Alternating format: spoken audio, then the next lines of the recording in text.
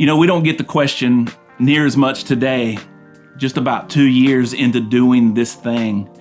But we used to get the question quite often, how do you do ministry through a food truck? And now we sometimes get, how are you doing ministry through a coffee shop? How are you doing this pay what you can concept? Well, today I just want to share with you, as we've challenged you to be someone who shares your story of how God changed your life and your story of what Jesus means to you today. This is just a vessel. It's just an avenue. We may have, I believe, the best food coming off of a food truck in this area. I truly believe our coffee is as good as any coffee around. But those are just avenues to get to love on people. So when we give food away out of this food truck, or we give coffee away from that coffee shop, it's just our way of saying, God has been so generous and so good to us. We want to do the same for you. Sharing Jesus and how good he is to us, it can be hard, especially in the day and time we live in. But I challenge you, however God uses you, to just be willing. It doesn't have to be something like a food truck. It doesn't have to be some grandiose vision. It doesn't have to be anything like that's new. It can simply be you loving someone however God has created you. I think of environments where I've talked about God and my story. It's been on the golf course. It's definitely been through this food truck. It's been through conversations sitting at a dinner table. It's been conversations drinking coffee and people asking the deeper spiritual questions. And I just challenge you, Hope City, that you would be willing to partner with God to do whatever he asks to share the love of his son Jesus with people around you. There's a story in Luke chapter 5 that you can read. You've probably heard of this. Jesus is on the Sea of Galilee, and he's there. He's in a boat, talking about unconventional. He's in a boat talking about his Father. And after he is finished talking to the crowd, he talks to Peter, and he says, "Hey, Peter," he says, "I want you to put your fishing nets out into deeper water." And here's Peter's response. He says, "Master," he calls him Master. It's a sign of respect. He says, "Master, we've been fishing all night. We've worked hard," he says, "and we haven't caught anything." But you see, Jesus is on the scene here saying, "Hey, Peter, you don't always have to do it the way that you've done it. Peter, I want you to do something different. And I want you to put your nets out in deeper water." Some translations say Jesus told Peter to put his nets out on the other side of the boat. And it says here in Luke 5 that it's when they obeyed and put their nets out into deeper water, it says that they caught such a large number of fish that their nets began to break. And I love this story, and you can read further into it in Luke chapter 5. But I love that Jesus challenged Peter, the fisherman, to do something a little different. I know that in the year 2022, we're being challenged to do things different. And so today I get to answer the question, how do you do ministry through a food truck and a coffee shop where you're giving your best regardless of means? I've told you, and you're hearing stories today, that we have seen more smiles and more joy. We've seen people receive Jesus through what this food truck is doing. We've seen lives truly changed. I've heard stories where I had chills when people were telling me what happened and how God used a simple food truck. God has been so good to us. He blessed this. He gave us the vision. He gave us this food truck, and our responsibility, not only to give our very best food, but it's also to give the very best that God has given to us. And so wherever this truck goes, wherever this coffee shop takes us, you can know that yes, we're giving great food and great coffee, but we're also giving the love of Jesus. It's just our way of putting our nets down in deeper water, or as one translation says, on the other side. And I truly hope that God challenges us to continue to do things unconventional, because we got to be willing to do what other people aren't willing to do to reach the people God loves and He cherishes, and we're willing to do whatever God asks. Paul writes this in 1 Corinthians, and I love this. 1 Corinthians chapter 10, he says this. He says, whatever you do, whatever you eat, whatever you drink, he says, whatever you do, he says, do it all for the glory of God. And I'm just so thankful to be around some amazing people who are actually putting that into practice. Whatever we're doing, wherever we are, we truly are doing this all for the glory of God.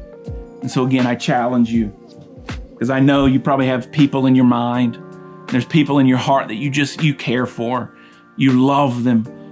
And you may not even be sure where they stand with Jesus. I truly believe that God has intersected you. He may be putting you in their life, because through you, maybe through some unconventional ways, He's wanting you to tell them about the love of Jesus Christ.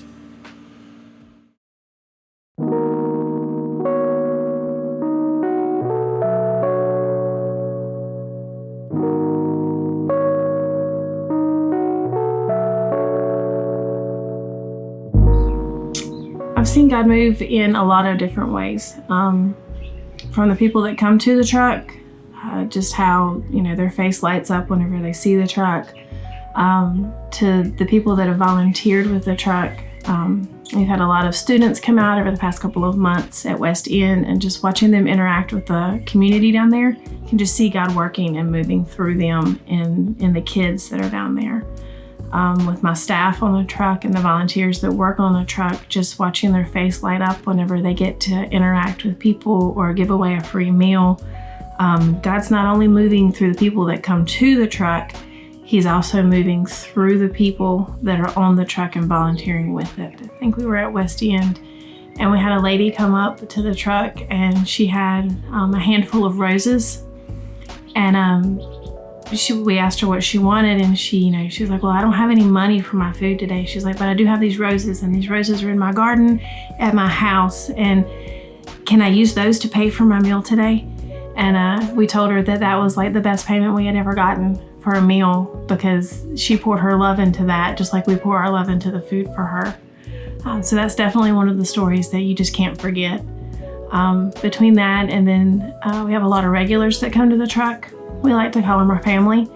And just asking them, how's your week been? How have you been since we saw you last? We've really missed you the last time we were out. Letting them know that they've been cared about, and just the look on their face whenever you ask them, hey, you weren't here last month. Where were you? We missed you. And letting them tell us about, maybe they got a job and that's why they weren't able to be there. Those relationships and stories, those are the ones that kind of stick to your heart and you just can't forget. I've always mothered people. My husband and my kids will tell you that God gave me a huge heart. And I've always tried to take care of people. When I was offered the position to be the manager of the food truck, I went to my husband, and he told me that he had a dream a few months before this was even presented to me. He said, I had a dream that you were feeding a lot of people. He said, I didn't know why I had that dream. He said, I didn't even tell you I had that dream. He said, but I think that was God getting me ready for you to be presented this position. He said, I think you're supposed to go on the truck and be the manager of the truck so that you can feed all these people and so that you can show God to these people. And that's truly the why and why I do it. I love cooking for people. I want to try to take care of people. And I love being able to share Jesus with them as we take care of them. Even if it's not through words, it's through action and through love and through the food. So I guess that's my why. So I would say that the door that has been opened by the food truck is just being able to have the opportunity, because it presents an opportunity to not only feed the people physically with food, but also to feed them spiritually with food. Because the world that we live in is dark and it's lonely and it'll lie to you and it'll, beat you up. But, we bring hope. The name of the food truck is Hope Truck Food Co. And, so not only in physical food, but in spiritual food too. And I just go back to what Jesus said about when you've done it to the least of these, then you've done it to me. And, the motto is, no matter what your means are, then you, and I believe it lives it out.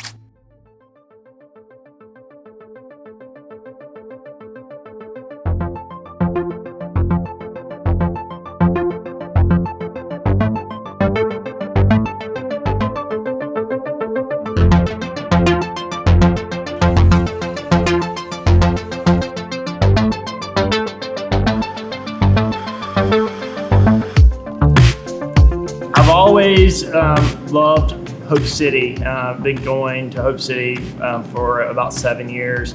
And when the food truck came about, it really touched me, honestly, because I was like, man, this is so cool. Our church has a food truck.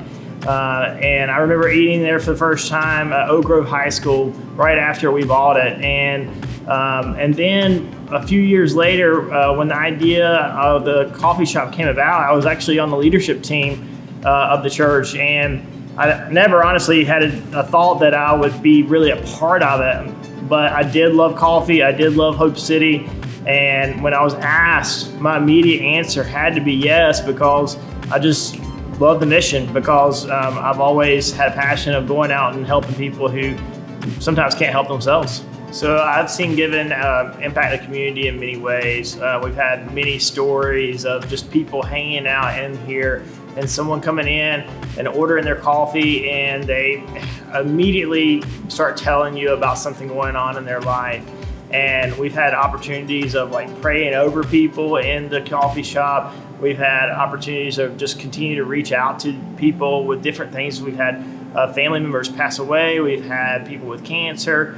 All kinds of things occur, and we were able just to honestly spread hope into their lives by being a place where they feel comfortable coming in and having a conversation.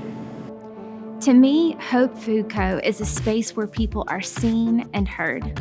And sometimes that happens with a short interaction, and other times it turns into a full-blown friendship. Most recently, I had the opportunity to become friends with a young woman who regularly visits the coffee shop. She's the type of person who tells you what's going on in her life when you ask her, "How are you doing today?" And I love that about her. The other day, she was dealing with a family tragedy. Her father had passed away somewhat suddenly.